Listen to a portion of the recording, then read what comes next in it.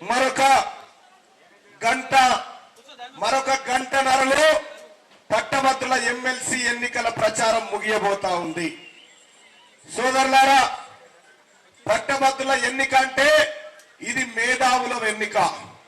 ఇది మేధావులు ఇచ్చేటువంటి ఓటు. ఈ ఓటు ద్వారా మనమంతా మన ఆలోచనల్ని మన అభ్యర్థి ద్వారా మండలిలో ప్రతిబింబించుకునేందుకు చేసేటువంటి ఒక ఎన్నిక. మరి సోదరులారా, తీన్మార్ మల్లన్న ఇవాళ కాంగ్రెస్ పార్టీ అభ్యర్థిగా, ఇండియా కూటమి అభ్యర్థిగా వామపక్షాలతో పాటు టీజేఎస్ అలాగే లెఫ్ట్ పార్టీలు ఇంకా కొన్ని పార్టీలు అభ్యర్థుల్ని పెట్టలేదు మల్లన్న కోసం. వాళ్ళందరికీ కూడా నమస్కారం తెలియజేస్తూ, తీన్మార్ మల్లన్న మీ అందరికీ తెలుసన్నా, ఈ తెలంగాణ రాష్ట్రంలో కేసీఆర్ ఒక నియంతలాగా మారి కేసీఆర్ భూములను మనుషులను అన్నిటినీ చెరబడతా ఉంటే మీరు అలా కనిపిస్తలేదని ఇటు వచ్చిన ఏం ఈడ ఉండాలనా? సోదరులారా, అలా కనిపిస్తలేదని అడిపోయినా. అందుకోసమే జర ఆ ఎన్నుకున్న వాళ్ళు గిడిదిక్కు అన్నారండి, ముంగటికి అన్నారండి. ఇంకా ముంగటికి అన్నారండి ఎన్నుకున్న వాళ్ళు. మీడియా వాళ్ళు ఇక్కడ ఉండరు కానీ మిగతా వాళ్ళు రండి. వీళ్ళు ఇటు కూస్తురు, వాళ్ళు అటు కూస్తురు. ఈ ఎన్నికల ప్రచారంలో సెల్ఫీల కోసం 5 అంగీలు జరిగినాయి.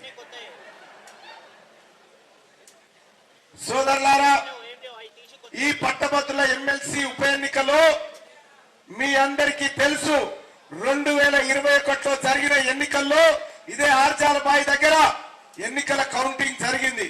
ఆ ఎన్నికల కౌంటింగ్ జరిగినటువంటి క్షణంలో బోగస్ ఓట్ల ద్వారా 100 కోట్ల రూపాయలు పెట్టి అక్రమంగా పల్లా రాజేశ్వర్ రెడ్డి గారు మన మీద 5-6 వేల ఓట్ల తేడాతో గెలవడం జరిగింది. సోదరులారా, ఆ రోజు మీ అందరి బలమున్నా, మీ అందరి ప్రేమ ఆశీస్సులు ఉన్నా తీన్మార్ మల్లన్న టెక్నికల్ గా గెలవలేకపోయింది. సోదరులారా, అయినా ఇక్కడ ఓడిపోయినా ఏ ఒక్క రోజన్నా తీన్మార్ మల్లన్న తన పోరాటం ఆపిందన్నా? ఒక్క రోజన్నా ఖాళీగా ఉన్నాడా? ఈ ప్రజల కోసం పోరాడుతూనే ఉన్నా, కొట్లాడుతూనే ఉన్నా. ఈ సమయంలో సోదరులారా, నాకు మీ లెక్కనే మీ కుటుంబాలు ఉన్నాయి, నాకు మీ లెక్కనే పిల్లలు ఉన్నారు, నాకు అమ్మా నాన్న ఉన్నారు.